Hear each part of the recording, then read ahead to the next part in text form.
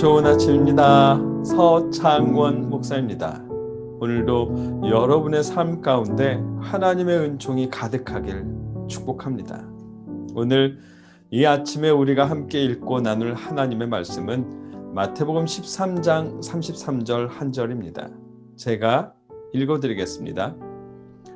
또 비유로 말씀하시되 천국은 마치 여자가 가루 서말 속에 갖다 넣어 전부 부풀게 한 누룩과 같으니라. 아멘.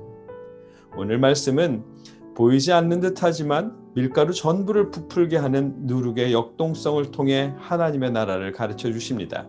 이 비유를 통해서 하나님의 나라의 역동성을 깨닫게 하십니다. 어떤 의미인지 말씀을 자세히 나누겠습니다.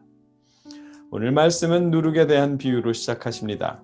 13장에서 말씀하신 네 번째 비유인데 예수님의 말씀은 천국은 마치 여자가 가루 서말 속에 갖다 넣어 전부 부풀게 한 누룩과 같으니라는 한 말씀으로 끝을 맺으십니다. 역시나 천국에 대한 비유인데 예수님은 천국은 마치 무엇과 같으니라는 식으로 계속해서 비유하십니다. 두 번째 비유에서는 천국은 좋은 씨를 제밭에 뿌린 사람과 같으니라고 하셨고, 세 번째 비유에서는 천국은 마치 사람이 자기 밭에 갖다 심은 겨자씨 한 알 같으니라고 하셨습니다. 앞으로 이어질 나머지 비유들에서도 똑같은 표현으로 말씀하십니다. 마태복음에서만 이런 표현을 사용하고 있어서 학자들은 마태의 서론적 공식문이라고 이름 붙여서 설명합니다. 그런데 이런 특징 때문에 각각의 비유에 사용된 단어들의 의미를 부여하지 않을 수 있게 됩니다. 어떤 의미냐 하면 모든 비유가 똑같이 시작하는 천국 비유인데 비유에 사용되는 다른 단어들을 전부 다르게 해석하게 되면 모든 단어에 그 의미를 부여해서 해석하게 되면 즉 사람은 무엇을 의미하고 좋은 씨는 무엇을 뜻하고 겨자씨는 무엇을 뜻한다라는 식으로 특정해서 해석하게 되면 비유에 모순이 생기거나 혹은 왜곡될 위험성이 생길 수 있다는 의미입니다. 오늘 비유에서도 누룩의 경우가 그렇습니다. 누룩은 구약에서 때로는 부정한 것으로 언급하거든요. 하나님께 요제를 드릴 때는 누룩 넣은 빵을 먹어야 되지만 유월절에는 7일 동안 내내 누룩을 모든 집에서 제거해야만 합니다. 악의 부패를 연상시키기 때문이라고 합니다. 또 마태복음 16장에서는 바리새인들과 사두개인들의 누룩을 조심하라시면서 누룩에 대한 부정적인 의미로 말씀을 하셨습니다. 그런 표현들을 근거로 누룩은 무엇입니다, 어떤 것입니다 라는 식으로 그 단어의 의미를 부여한다면 본문의 의도와는 전혀 다른 해석이 나오겠죠. 그런 의미입니다. 예수님이 비유에 누룩을 사용하신 이유는 누룩의 익숙함과 그 특징 때문일 것입니다. 누룩은 그 시대 팔레스타인의 모든 가정의 가장 기초적이면서도 또 꼭 있어야 하는 그런 익숙한 재료였습니다. 뿐만 아니라 적은 누룩이 온 덩이에 퍼진다는 속담이 있을 정도로 누룩은 빵을 부풀게 하는 역동적인 특징을 가지고 있습니다.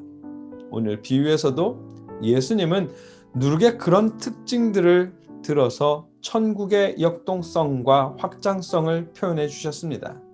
밀가루 서말, 우리 식으로 환산하면 약 40kg의 밀가루에 7티스푼 정도의 누룩이 들어가면 그 누룩만으로 인해 150명이 먹을 수 있는 빵이 될 정도로 부풀게 된답니다.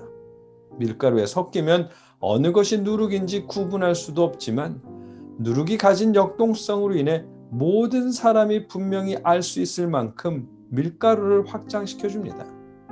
그러한 누룩처럼 하나님의 나라 역시 눈에 보이지 않는 듯하지만 그 역동성으로 인해 마침내는 모든 사람들이 알 수 있을 만큼 확장될 것이라고 그런 비유로 말씀해 주신 것입니다.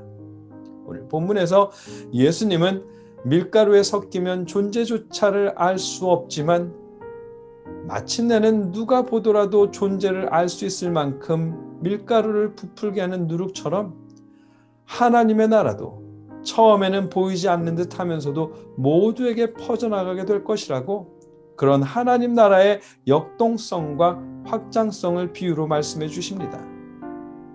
하나님의 나라는 멈춰 있지 않습니다. 하나님의 나라는 역동적으로 계속 퍼져나가야 합니다. 그 역동적인 하나님의 나라가 처음 예수님을 통해 제자들에게 이어졌고 제자들을 통해 초대교회에 퍼졌습니다. 바울을 통해 이방인들에게 전해졌고 우리에게까지 이르렀습니다.